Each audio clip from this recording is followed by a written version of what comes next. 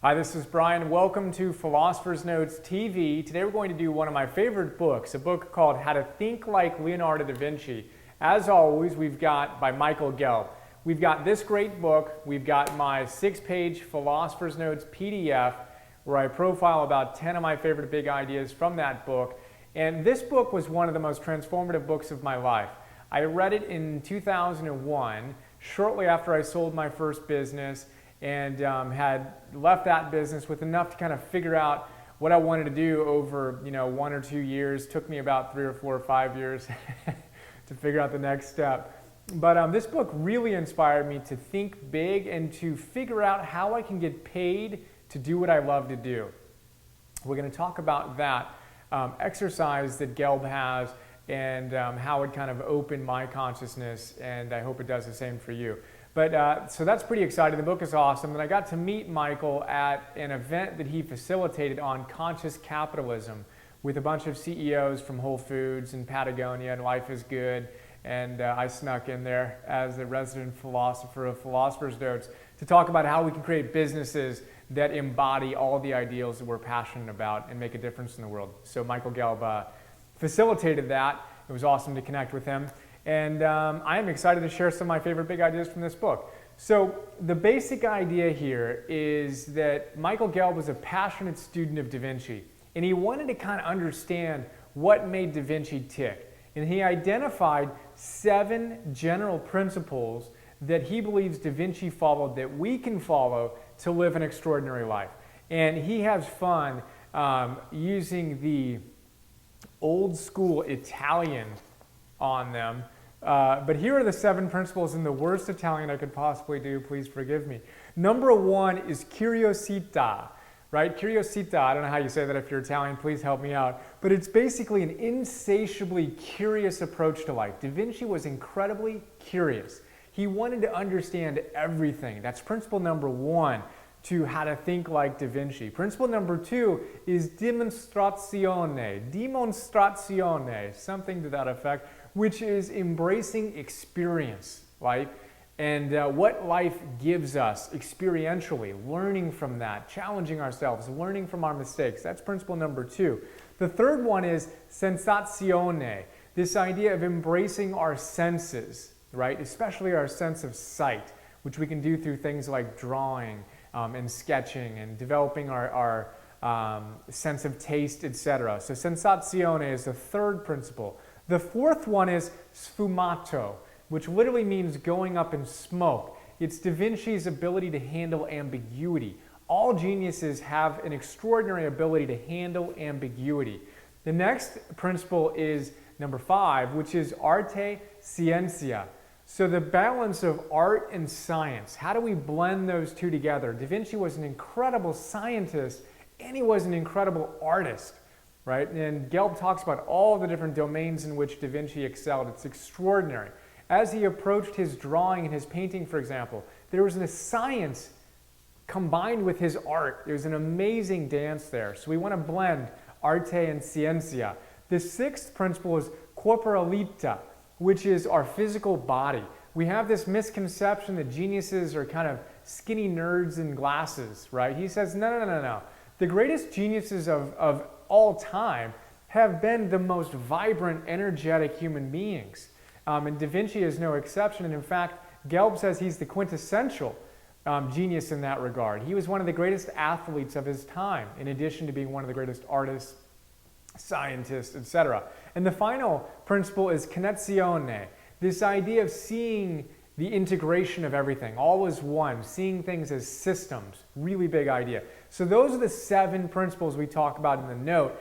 I'm going to move on now. We go into detail on a few of those in the note, and obviously Gelb goes into detail on each of those 7 principles in his great book. So the exercise that totally transformed my life that I hope you do is called 100 questions, and it goes like this.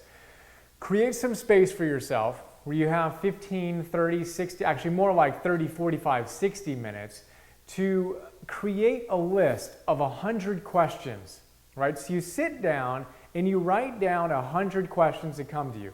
It can be anything from why is the sky blue, why are trees green, to what is my purpose and why do I love studying life so much, or how can I inspire other people to live their greatest lives? Whatever your 100 questions are, write them down. And if you're like me, the first 5, 10, 15, 20 even will kind of flow out, and then you might hit a wall and another wall, but move through those and get your first 100 questions on paper, right? And then look at your 100 questions and see the themes. You talk about your creative expression, your relationships, your family, your spirituality. All these different things come to light thematically. Then what you want to do is go through the 100 questions and write down your top 10 questions, the most powerful questions for you. This is huge. 1 through 10. So you have 10 questions and then rank order them 1 through 10. Really, really, really powerful exercise.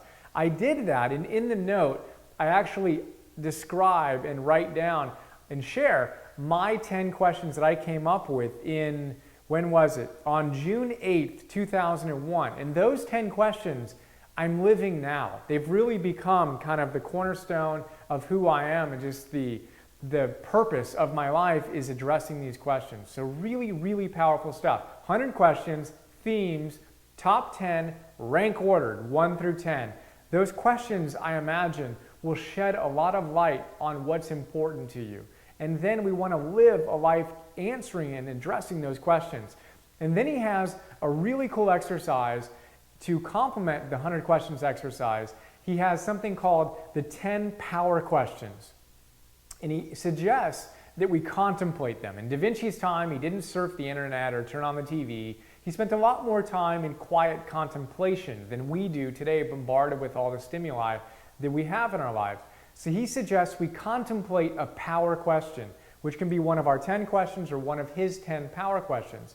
The question I contemplated was, how can I get paid to do what I love to do? How can I get paid to do what I love to do? And I literally wrote it down on a piece of paper, and then I poked a hole in it, wove, kind of put a piece of dental floss through that hole and put it on a shower head and took a bath and just looked at the question, how can I get paid to do what I love to do? It was amazing, because the first step in that is identifying, well, what do we love to do? I love to study. I love to read. I wanted to figure out how I can get paid to read and become a better human being and hang out with cool people like Michael Gelb. And I vividly remember that bath and the journaling that came after that. And it took me about 7-8 years to get to the point where I'm now getting paid to do that. And a lot of fits and starts and kind of trial and error to get to the point where I now get paid to literally read and write and become a better human being and hang out with cool people like you and all these great authors. So what do you love to do, and how can you get paid to do it? Really powerful question. I encourage you to contemplate. Gelb also talks about the fact that Da Vinci had thousands and thousands and thousands of pages of journals. Journal pages, right? And my question for you is, do you have a journal? I like to whip mine out occasionally. Here's my journal. I don't go anywhere without it. I rarely go anywhere without it. And I always have a piece of paper I can write on to reflect my ideas if I don't have my journal. So are you journaling? It's a great way to create and capture our ideas. So that's huge. We've got some other big ideas in here we don't have time to get into. He talks about mind mapping. Gelb turned me on to the idea of mind mapping. I'm going to link to a video on how I mind map where I go off on that in more detail. He also talks about how Da Vinci used affirmations. We talk about that in the note. That's pretty cool. I have a few of my pictures. He encourages us to get into drawing. I never thought I could draw. And amazing stuff in this book and in a couple other books I talk about transformed me as an artist, and something I actually really enjoy doing now and excited to do more of in my life. And then the final big idea here is marrying goals and processes. It's not about having goals but not enjoying the journey, or just enjoying the journey and not having goals. We want both, and I talk about it more in the note. We want to have both passionate goal pursuit in our lives and loving every moment. It's all about the yes and always. So that's a really quick look at the book, How to Think Like Leonardo da Vinci. Hope you loved it. Look forward to sharing more with you soon. Bye.